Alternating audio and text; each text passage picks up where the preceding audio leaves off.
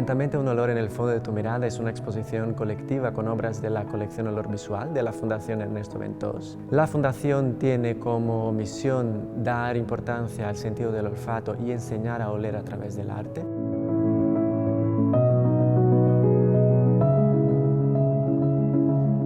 La exposición reúne alrededor de 50 piezas de artistas internacionales, entre ellos 3 de Terrassa, Antoni Miralda, Pep Agut y Francesc Abad.